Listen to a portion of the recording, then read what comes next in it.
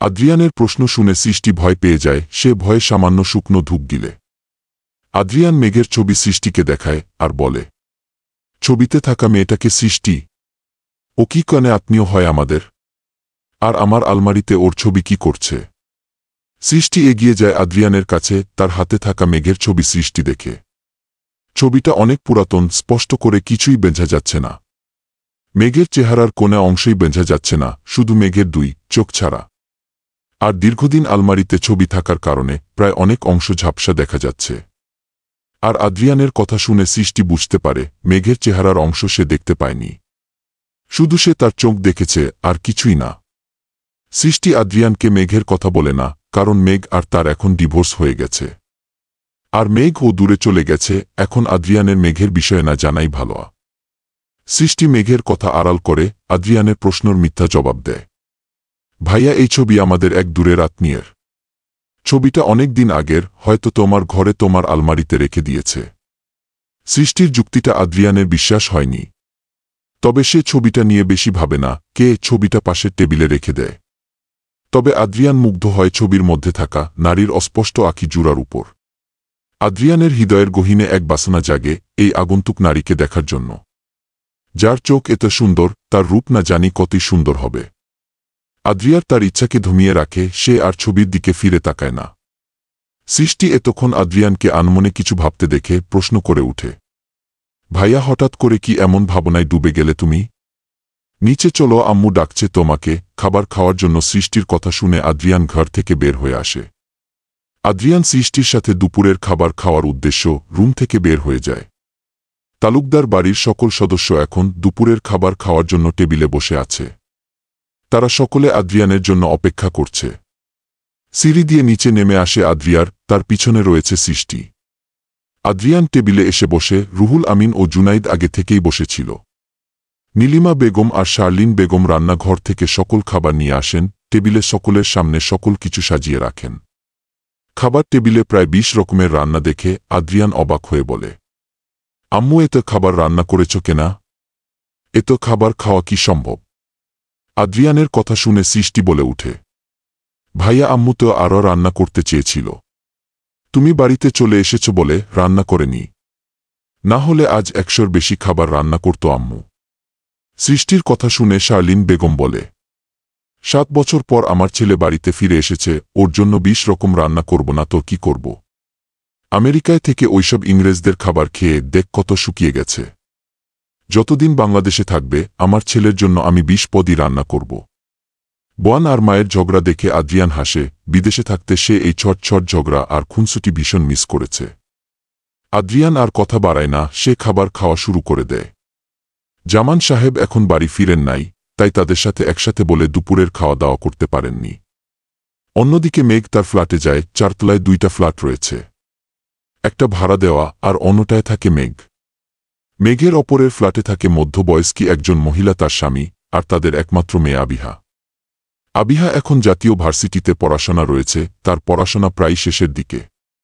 মেঘ দরজা খুলে তার ফ্ল্যাটে প্রবেশ করে। ফ্ল্যাটটা বেশ বড় আর ভীষণ পরিপাটি করে সাজানো। জামান সাহেব আগে থেকেই মেঘের প্রয়োজনীয় জিনিস ফ্ল্যাটে রাখার ব্যবস্থা করে রেখেছে।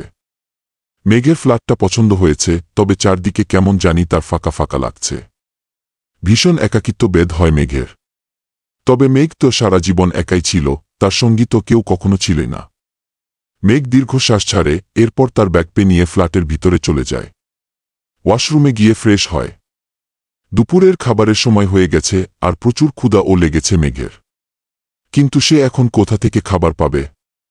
রান্নাঘরের দিকে এগিয়ে যায় মেঘ।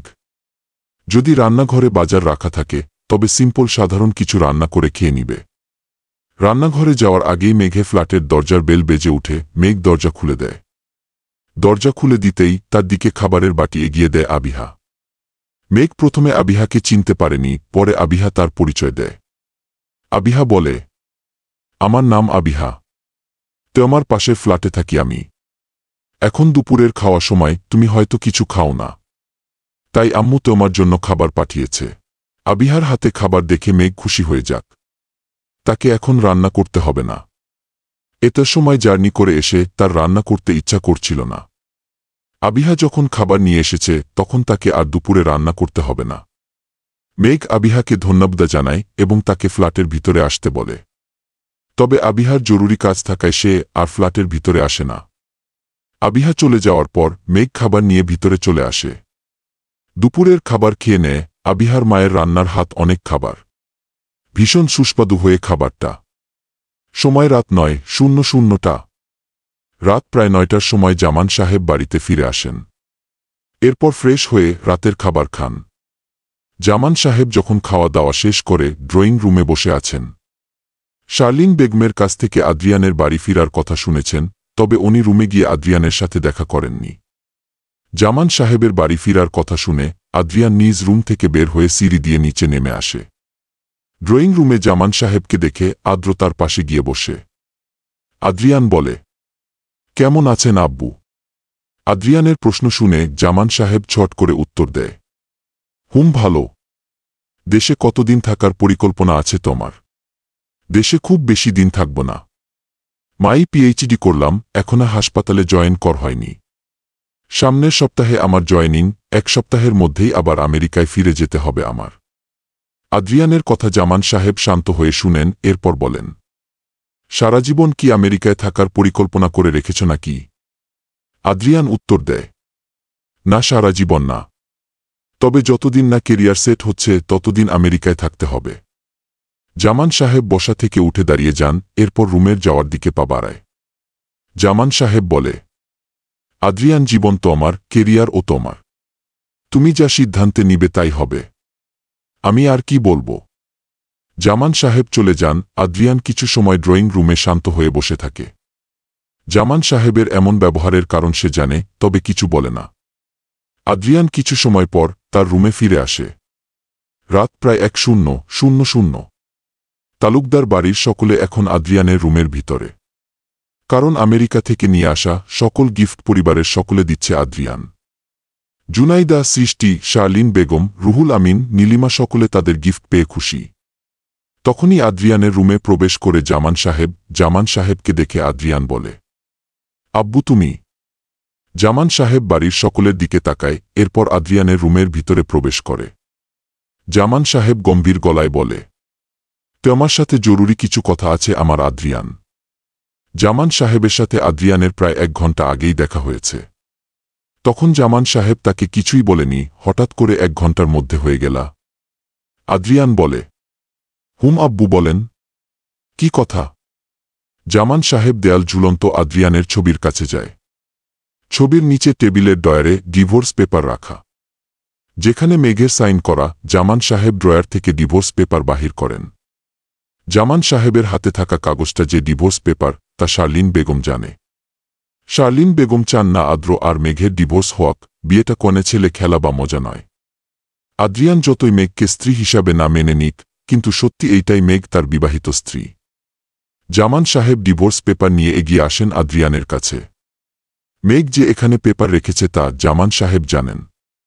জামান সাহেব বলে, এই নাও ডিভোর্স পেপার আদ্রিয়ান। তোমার বিদেশ থেকে ফিরে আসার অন্যতম শর্ত ছিল এই ডিভোর্স। ও মেঘের নাম নেই না, আগের ডিভোর্স পেপারে সাইন করে বাড়ি ছেড়ে চলে গেছে। এখন তুমি ও সাইন করে এই বিয়ের থেকে নিজেকে মুক্ত করে নাও।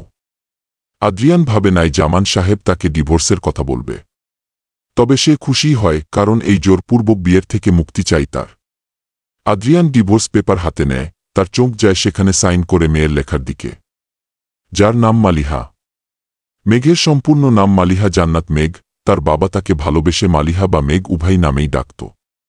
স্কুল, কলেজ সহ জাতীয় আইডির সব জায়গায় মালিহা তার নাম, তাই মেঘ মালিহা নাম দিয়েই সাইন করেছে। আদ্রিয়ান নামটার দিকে তাকিয়ে মনে মনে ভাবে যে তার যার সাথে বিয়ে হয়েছিল তার নাম মালিহা, যদিও তাকে সে কখনো দেখেনি আর দেখার ইচ্ছাও নাই তার।